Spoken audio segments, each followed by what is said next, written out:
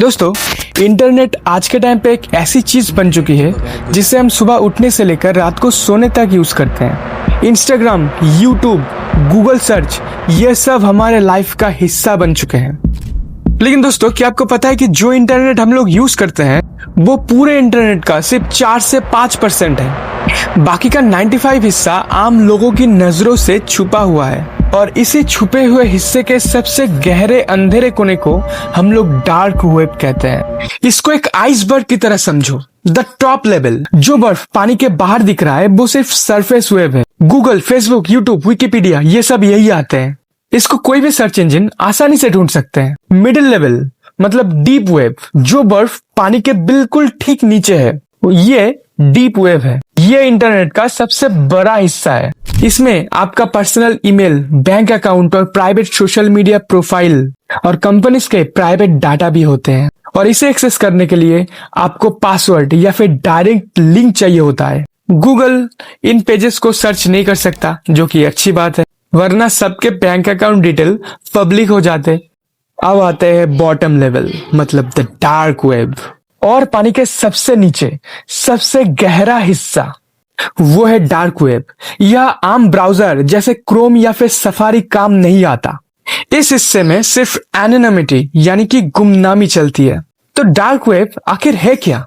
Simple language में समझे तो ये इंटरनेट का वो हिस्सा है जिसे इंटेंशनली यानी कि जानबूझकर हम लोगों से छुपा कर रखा गया है। इसे एक्सेस करने के लिए एक स्पेशल सॉफ्टवेयर का यूज होता है जिसे बोलते हैं टॉर, दी ओनियन राउटर। ओनियन यानी कि प्याज।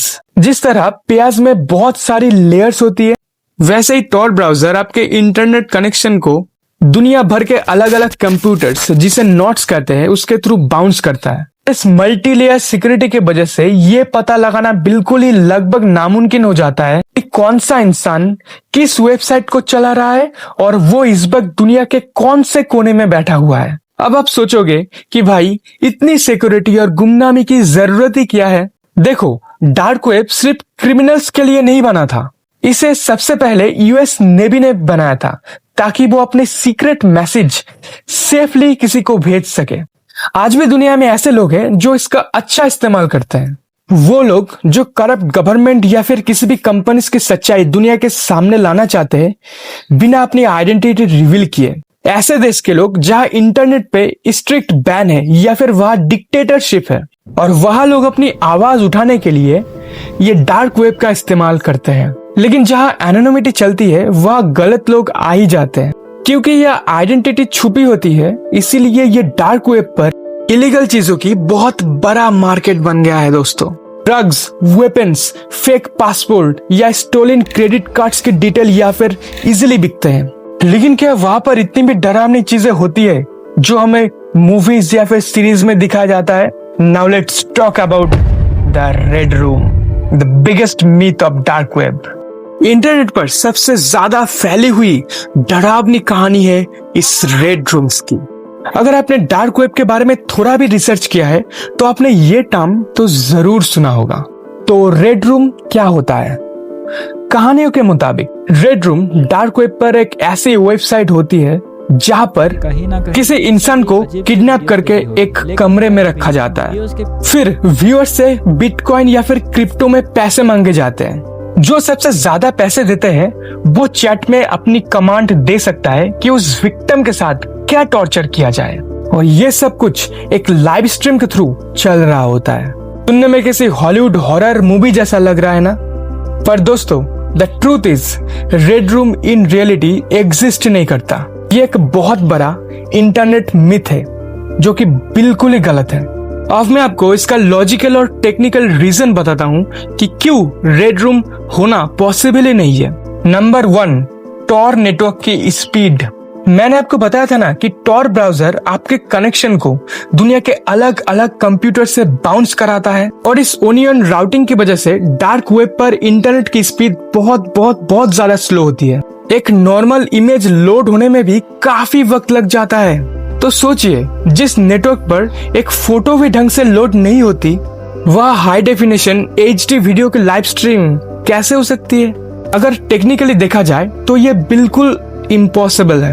नंबर 2, पैसे का लेन देन, क्रिप्टो ट्रैकिंग। रेड रूम्स के कहानियों में कहते हैं कि लाखों डॉलर्स बिटकॉइन के माध्यम से मांगे जाते हैं। आज के डेट पर बिटकॉइन भी कंप्लीटली एनोनिमस नहीं है दोस्तों।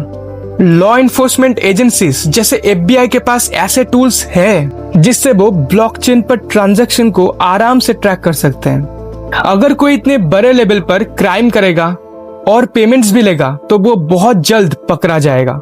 नंबर 3, स्कैम और क्लिक बेट। डार्क वेब पर जितनी भी रेड रूम के नाम से वेबसाइट मिलती है वो एक्चुअली में स्कैम होती है। जैसे हैकर्स एक फेक टाइमर और एक डरावना पेज बना देते हैं और लिखते हैं कि यह लाइव स्ट्रीम देखने के लिए बिटकॉइन में पैसे दो। लोग भी क्यूरियोसिटी और डर के मारे या फिर कोई देखने के लिए भी पैसे भेज देते हैं और टाइमर खत्म होने के बाद वहां पे कुछ नहीं दिखता, पेज बिल्कुल एरर दिखता है और वह आपके पैसे खत्म। ये बस लोगों को लूटने का एक तरीका है। बात यह है कि अगर डार्क वेब में रेड रूम जैसी कोई चीज ही नहीं होती तो क्या डार्क वेब बिल्कुल सेफ जगह है? बिल्कुल ही नहीं दोस्तों। डार्क वेब पर सबसे बड़ा खतरा लाइफ टॉर्चर या फिर गोस्ट नहीं है बल्कि साइबर क्रिमिनल्स और हैकर्स है। वहां पर ऐसे वेबसाइट है जो आपके कंप्यूटर में क्लिक करते ही रैम सॉफ्टवेयर यानी कि वायरस डाल सकते हैं जिससे आपका पूरा डेटा लॉक हो सकता है। वह डिस्टर्ब करने वाला इलीगल कंटेंट जैसे चाइल्ड एब्यूजिव मटेरियल होता है जिसे इंटेंशनली या फिर बाय मिस्टेक देखने से भी आपको जेल हो सकता है, क्योंकि पुलिस एक्टिवली डार्क वेब को मॉनिटर करती है। अगर आप वहां से कुछ खरीदने की ट्राई करते हैं तो 99% चांस है कि आपके साथ स्कैम होगा और इसकी कंप्लेन आप किसी पुलिस स्टेशन में भी नहीं कर सकते। फाइनली डार्क वेब को मूवीज और यूट्यूब स्टोरीज ने इतना ज्यादा डार्कली प्रेजेंट किया है कि लोग सोचते हैं कि यहाँ पर लाइव मर्डर का किलिंग चलता है, लेकिन एक्चुअली में ये बहुत ही एक बोरिंग जगह है जहाँ पर बस टेक्स्ट बेस्ड काम होता है। यहाँ पर ज्यादातर हैकर्स बैठे हुए हैं आपके सिस्टम में घुसने के लिए और आपसे क्रिप्टो में पैसे हटाने के लिए। आम इंसान का यहाँ पर कोई भी काम नहीं है। सरफेस वेब पर पहले से ही हमारे पास इतना ज्यादा कंटेंट है कि पूरी जिंदगी खत्म हो जाए पर वीडियोस और आर्टिकल्स कभी खत्म ना होए।